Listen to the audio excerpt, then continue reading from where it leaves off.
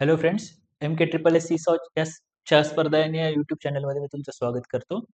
आज आपण 27 जानेवारीचा हिंदी अनालिसिस करणार आहोत. तर पहिली न्यूज काय आपल्याला, India EU close in on FTA as negotiations conclude. बरोबर. आता याच्यामध्ये एक्झामसाठी इम्पॉर्टंट काय काय, तर मेन काय सांगितलं आपल्याला, इंडिया आणि युरोपियन युनियन जे आहे यांच्यामध्ये FTA साईन होणार आहे. बरोबर. त्याचं निगोशिएशन ऑलमोस्ट कम्प्लीट झाले. आता याच्यामध्ये इम्पॉर्टंट काय, फ्री साठी म्हणलं तर त्याच्यामध्ये युरोपियन युनियन जे आहे त्याच्यामध्ये किती कंट्रीज आहेत. बरोबर, हा पहिला पॉईंट झाला. त्याच्यामध्ये सगळ्या युरोपियन कंट्रीज आहेत का नाही हे झालं. त्याचे कोणत्या कोणत्या आहेत, कोणत्या नाही आहेत, त्याचे हेडक्वार्टर्स कुठे आहेत.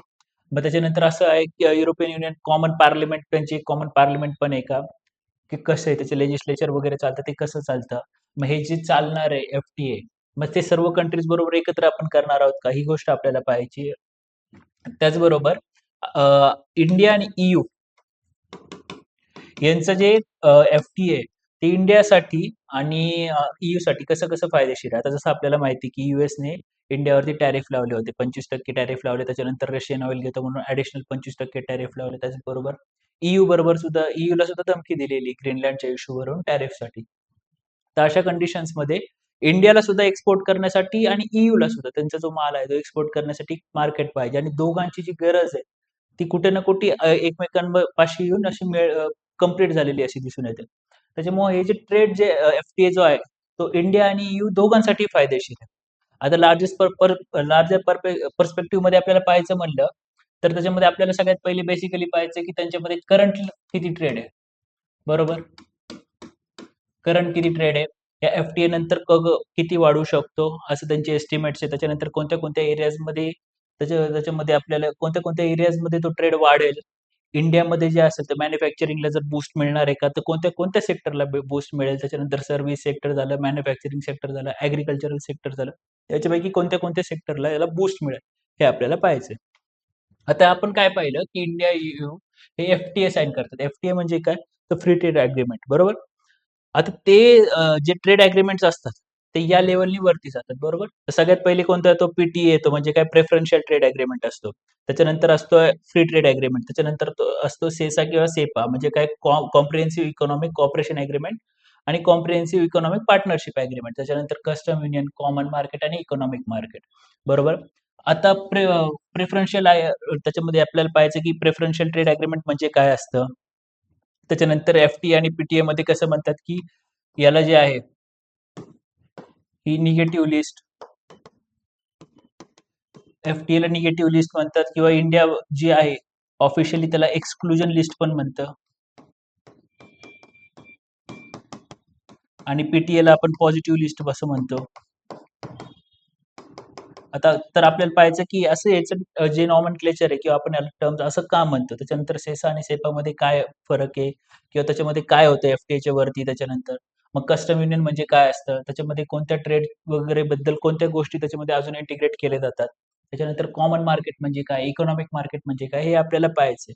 त्याच्यानंतर मग इंडियाचं प्रेफरन्शियल ट्रेड अग्रीमेंट्स कोणाबरोबर आहे, FTAs कोणाबरोबर आहेत, सेसा सेपा कोणत्या देशांबरोबर आहेत, कस्टम युनियन, ही कॉमन मार्केट, इकॉनॉमिक मार्केट हे इंडियाचं आहे का, कोणत्या देशांबरोबर आहे, आणि त्याची करंट कंडिशन कशी आहे, जेव्हापासून साईन झालं त्याच्यानंतर आतापासून त्याची कंडिशन कशी आहे, हे आपल्याला पाहायचं एक्झामसाठी. त्याच्यानंतर पुढचं काय, तर हा टॅब्लू जे होता इंडियन डिफेन्स फोर्सेसने, तो 26 जानेवारीची जी परेड होती त्याच्यामध्ये दाखवला होता. बरोबर. आता याच्यामध्ये आपल्याला कामाची गोष्ट कोणती, सगळ्यात पहिले हा जो टॅब्ल्यू होता तो होता इंडियन एअरफोर्सचा. बरोबर. त्याच्यामध्ये काय दिले, इंडियन एअरफोर्स स्क्वॉड्रन. आता स्क्वॉड्रन म्हणजे काय हे आपल्याला पाहायचंय. त्याच्यानंतर कोणते कोणते त्यांनी एअरक्राफ्ट दाखवले, रफाल, MiG-29, Su-30 आणि जॅग्वार. आता हे एअरक्राफ्ट जे होते हे टॅब्ल्यू मध्ये दाखवले. आता ह्याच्यामध्ये आपल्याला एक्झामसाठी काय काय पाहायचंय, की हे जे एअरक्राफ्ट आहेत ते इंडिजिनियस आहेत की आपण इम्पोर्ट केलेले आहेत. त्याच्यानंतर इम्पोर्ट असतील तर कोणाकडून केलेत. जसं 2024 मध्ये क्वेश्चन होता की खालीलपैकी कोणते एअरक्राफ्ट हे फिफ्थ जनरेशनल एअरक्राफ्ट आहेत. त्याच्यापैकी कोणते एअरक्राफ्ट कोणत्या जनरेशनचे आहेत. जसं रफाल आपल्याला माहिती की हा 4.5 जनरेशनचा एअरक्राफ्ट आहे. तर MiG-29 कोणता आहे, Su-30 कोणता आहे, जॅग्वार कोणता आहे. बरोबर. मग हे आपल्याला पाहायचे. त्याच्यानंतर पुढचं काय होतं,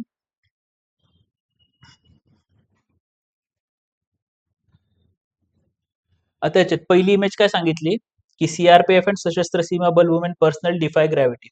आता सशस्त्र सीमा बल वगैरे काय असतं? आता आपल्याला माहिती की आपले जे नेबरहूड आहेत, आपल्याकडे अराउंड 7 नेबर्स आहेत आपल्याला इंडियाला. कोणते आहेत? पाकिस्तान आहे, अफगाणिस्तान आहे, चायना आहे, त्याच्यानंतर नेपाळ, भूटान, बांगलादेश आणि म्यानमार, बरोबर? तर प्रत्येक देशाबरोबर जी आपली जी बॉर्डर आहे ना, तर त्याच्यावरती जी आपली आर्मी तैनात आहे, तर त्या प्रत्येक देशाबरोबरची जी आर्मी तैनात आहे आपली, तर त्या तुकडीला वेगवेगळे नाव आहे. मग त्याच्यामध्ये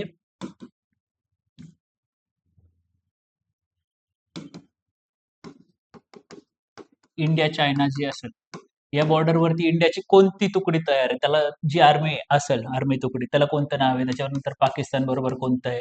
बांगलादेश बरोबर कोणतं आहे? हे आपल्याला पाहायचं. आता कसं झालंय, की करंटली कसं, की आपण आधी म्हणायचो, की आपल्याला पाकिस्तानकडून धोका होता. पाकिस्तानबरोबर आपले वॉर झाले. त्याच्यानंतर चायनाबरोबर वॉर झालं. त्याच्यानंतर आपण म्हणतो, की टू फ्रंट वॉरचा खतरा नेहमी आहे भारताला समोर. पण रिसेंट जे चेंजेस झाले होते बांगलादेशमध्ये आणि ज्या पद्धतीचे स्टेट्समेंट येत आहेत बांगलादेशमधून, की नॉर्थ ईस्ट वेगळं करू, नॉर्थ ईस्टवर अटॅक करू वगैरे, वगैरे. त्याच्यामुळं थ्री फ्रंट वॉरचं कुठे ना कुठे एक डेंजर ओपन झालंय भारतासाठी. तर अशा वेळेस आपल्याला हे माहिती असणं खूप गरजेचं आहे, की कोणते-कोणते फोर्सेस तिथं कामाला आहेत. बरोबर? मग बांगलादेश बरोबर कोणत्या आहेत, त्याच्यानंतर नेपाळ, भूटान इथं कोणत्या आहेत, हे आपल्याला माहीत पाहिजे. हे आपल्याला पेअरिंगसाठीच्या क्वेशनसाठी विचारलं जाऊ शकतं. दुसरं काय सांगितलंय, ही जी दुसरी इमेज आहे, बरोबर? The 61st cavalry team in battle gear. त्याच्यानंतर तिसरी कोणती आहे ही image? The newly raised Bhairav battalion makes its debut, बरोबर? मग ही जी बटालियन आहे, भैरव नावाची न्यू बटालियन ऍड केलेली आहे यापासून. तर आपल्याला पाहायचं की इंडियामध्ये एन्शियंट टाइम्स पासून म्हणजे ब्रिटिशांच्या टाइम्स पासून काही बटालियन सुरू केले होते. त्यांना वेगवेगळे नाव दिले होते, की Sikh regiments, Maratha regiments, Gurkha regiments वगैरे. मग आता ही एक नवीन बटालियन सुरू केली आहे. त्याच्यामध्ये अजून कोणते आहेत आणि सर्वात जुनी कोणती आहे आणि ही रिसेंट आहे. तर मग त्याच्यामध्ये करताना कोणत्या क्रायटेरियाने ॲड केले जातात. मग त्याचे सिलेक्शन असतील, त्याच्यामधले जे सोल्जर्स असतील ते कोणते असतील हे आपल्याला पाहायचं एक्झामसाठी. त्याच्यानंतर चौथी काय, हा जो टॅब्ल्यू आहे, हा आपल्या युनियन कल्चर मिनिस्ट्रीनी वंदे भारत जे सॉन्ग आहे आपलं नॅशनल सॉन्ग, त्याला 150 वर्ष पूर्ण झाले. त्याच्याबद्दल युनियन कल्चर मिनिस्ट्रीनी हे टॅब्लू सुरू हे केलं होतं. आता इथं आपल्याला एक्झामसाठी काय आहे, की वंदे मातरम याची कंप्लीट कल्चरल हिस्ट्री आपल्याला माहीत पाहिजे. कोणी लिहिलं होतं, कधी लिहिलं होतं, मग ते कोणत्या बुकमध्ये होतं, की सेपरेटली लिहिलं गेलंय. त्याच्यानंतर त्याची जी जर्नी होती लिहिल्या गेल्यापासून आत्तापर्यंतची 150 वर्षापर्यंतची, ती कशी होती? त्याच्यामध्ये काही वेगळे चेंजेस, स्पेसिफिक डिस्टिंग्विश फीचर किंवा चेंजेस झालेत का? ते आपल्याला पाहायचं. त्याच्यानंतर काय double hump Bactrian camels and Zanskar ponies of the arm forces trot down Kartavya Path. आता पहिल्यांदा काय केलंय ना, यावेळेसच्या रिपब्लिक डेच्या परेडमध्ये आपले जे ॲनिमल्स आहेत, म्हणजे आर्मी बरोबर जे वेगवेगळे प्राणी आपण वापरतो आर्मी आर्मी किंवा वेगवेगळे, तर ते जे आहेत त्यांना सुद्धा कर्तव्य पथमध्ये परेडमध्ये दाखवलं गेलंय. मग हे डबल हम्प कॅमल्स असतील, हे पोनीज असतील, हे दाखवलेत. आता ह्याच्यामध्ये कसं आहे आपल्याला मग ह्यांची सुद्धा माहिती आपल्याला माहीत पाहिजे. मग ह्या ॲनिमलचे फीचर्स माहीत पाहिजेत, याचे फीचर्स माहीत पाहिजेत. ते कोणत्या स्पेसिफिक लोकेशनवरती सापडतात का? की दुसरं कुठे पण सापडतात का?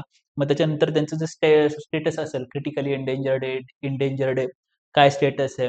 त्याच्यानंतर लिस्ट जे गव्हर्नमेंटची असती, लिस्ट 1, लिस्ट शेड्यूल 1, शेड्यूल 1, 2 वगैरे जे आपण काढतो, त्यांच्या याच लिस्टनुसार की एंडेंजर्ड वगैरे स्टेटसनुसार, तर ते कोणत्या लिस्टमध्ये आहेत, कसे आहेत, बरोबर?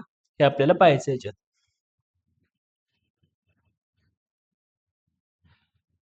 आता आपण मगाशी जसं पाहिलं, की त्याच्यामध्ये काही एअरक्राफ्ट सुद्धा दाखवले होते.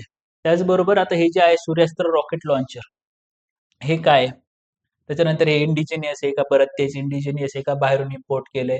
त्याच्यानंतर हे एअर टू एअर आहे का सरफेस टू सरफेस आहे, सरफेस टू एअर आहे? हे आपल्याला पाहायचं, की हे कसं आहे लॉन्चिंग.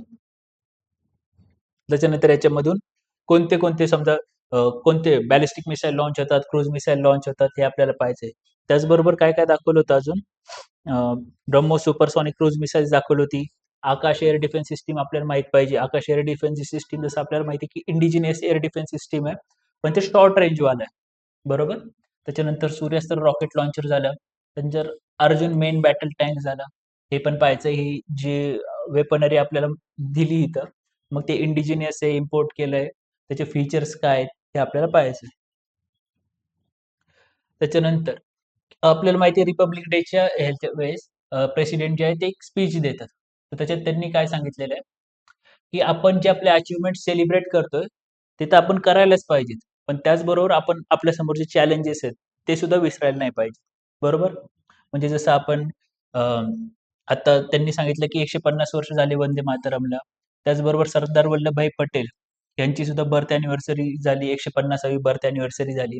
त्याचबरोबर समजा आपलं ऑपरेशन सिंदूरमध्ये आपण सक्सेस मिळवलं होतं. आपण सेल्फ रिलायन्स डिफेन्स वगैरेमध्ये सेल्फ रिलायन्स वगैरे करायला लागलोय. आपण थर्ड लार्जेस्ट ग्लोबल इकॉनॉमी व्हायला लागलोय जी-एस-टीमध्ये. न्यू लेबर कोड्स हे जे आपले सक्सेसेस ते आपण ॲप्रिशिएट केलेच पाहिजे. पण त्याचबरोबर आपण चॅलेंजेस सुद्धा आपले फेस केले पाहिजेत. त्याचबरोबर प्रेसिडेंटनी त्यांच्या स्पीचमध्ये एक नवीन आयडिया सांगितली, की कॉन्स्टिट्यूशनल नॅशनलिझम. आता आपल्याला मेन्समध्ये इम्पोर्टंट आहे, की याचा अर्थ काय होतो? बरोबर? तर मेन्ससाठी ही एक इम्पोर्टंट टर्म आहे.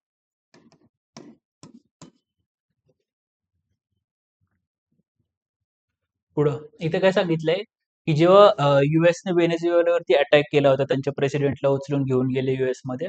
तर त्याच्यानंतर व्हेनेझुएलामध्ये तर क्रायसिस सुरूच झाला. पण त्याच्यामुळे त्यांच्याकडे जो ऑइल कोलॅप्स झाला, त्याच्यामुळं क्युबा जो देश होते त्याच्या जवळचा, त्याच्यावरती पण प्रॉब्लेम सुरू झाला होता. तर इथे एक्झामसाठी काय-काय इम्पोर्टंट आहे? क्युबाची जिओग्राफी मेनली, की त्याचं लोकेशन कुठे आहे? मग कोणत्या कॉन्टिनेंटमध्ये पडतो? त्याच्या अराउंड नेबरिंग कंट्रीज कोणत्या आहेत? त्याच्यानंतर त्याला सी बाउंडरी आहे का? त्याच्या अराउंड कोणता ओशन म्हणा किंवा कोणता सी आहे ते पाहायचंय. त्याचबरोबर कोणती काही स्पेसिफिक फीचर्स असतील. मग त्याचे इम्पोर्ट, एक्सपोर्ट जर ग्लोबली कोणत्या गोष्टीमध्ये त्याचं हायेस्ट इम्पोर्टर असेल किंवा एक्सपोर्टर असेल किंवा रिझर्व्ह असतील त्याच्याकडे. ती गोष्ट झाली आणि त्याच्यानंतर लास्टमध्ये इंडिया क्युबा रिलेशन्स कसे आहेत? हे आपल्याला पाहायचंय. त्याच्यानंतर काय झालं? How will US exit affect solar alliance? आपल्याला माहिती आहे की इंटरनॅशनल सोलर अलायन्स म्हणून एक ऑर्गनायझेशन आहे. बरोबर? जी मेनली इंडिया आणि फ्रान्स लीड करतात आणि एकमेव इंटरनॅशनल ऑर्गनायझेशन आहे त्याचं हेडक्वार्टर जे आहे जे इंडियामध्ये बरोबर. अशी एक इम्पोर्टंट भारतासाठी प्रचंड इम्पोर्टंट अशी एक इंटरनॅशनल ऑर्गनायझेशन आहे.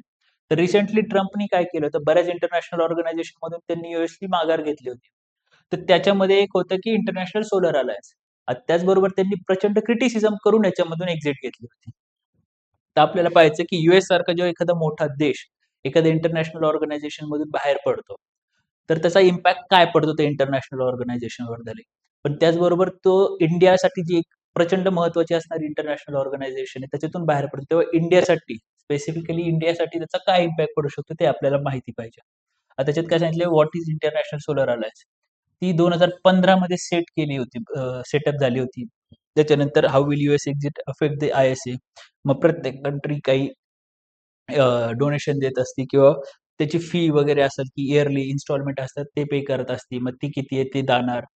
मग त्याचबरोबर यूएसचा एक सॉफ्ट पॉवर पण भरपूर आहे. त्याचा एक डॉमिनन्स आहे. बाकीचे देश जे असतात ते ऐकतात यूएस काय करतात, त्यांची फॉरेन पॉलिसी झालं, त्याचा स्टान्स ते लक्षात घेतात. त्या हिशोबाने सुद्धा वागतात. तर जर यूएस जर बाहेर पडलं, तर बाकीचे देश पण बाहेर पडू शकतात का? ओव्हरऑल ही जी इंटरनॅशनल अलायन्स आहे, त्याच्यावरतीच एक इम्पॅक्ट पडेल का? ती शटडाउन होऊ शकते का? आणि त्याचा इंडियावरती एक लाँग टर्ममध्ये काय परिणाम होईल? हे आपल्याला पाहायचं. तर तिथं काय सांगितलंय? Cocoa producers dry beans in Betty Betty Crow, a camp of cocoa producers living in precarious condition from Wiglo, Ivory coast.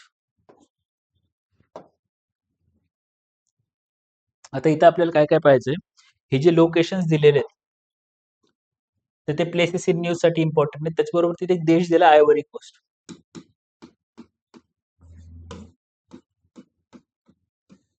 हा जो देश आहे, तर त्याच्याबरोबर हा जो देश आहे तो कोणत्या कॉन्टिनेंटमध्ये? मग परत त्याची जिओग्राफी आपल्याला माहीत पाहिजे. त्याचे import, export, neighbouring countries, ocean वगैरे ती गोष्ट माहीत पाहिजे. त्याचबरोबर कोकोआ प्रोडक्शनबद्दल आपल्याला माहीत पाहिजे. जसं आपल्याला माहिती 2025 24 मध्ये एक क्वेश्चन आला होता, लार्जेस्ट कोकोआ प्रोड्युसरबद्दल. त्याच्यामुळे कोकोआ आपल्या प्रीसाठी पण अतिशय महत्त्वाचं आहे. मग रिसेंटमध्ये काही चेंजेस झालेत का? सगळ्यात जास्त इंडियाच्या बाबत कसं आहे कोकोआ प्रोडक्शन? जास्त आहे का कमी आहे, किती आहे, आपण रिलाय करतो का इम्पोर्ट्सवरती? मग आपले कोणते स्टेट्स आहेत जिथे सगळ्यात जास्त कोको प्रोडक्शन वगैरे होतं हे आपल्याला पाहायचंय. चालेल? तर हे होतं आजच्या हिंदू पेपरचं एनालिसिस. जर याच्याबद्दल तुम्हाला काही डाउट्स असतील तर कमेंट करा. चालेल? Thank you.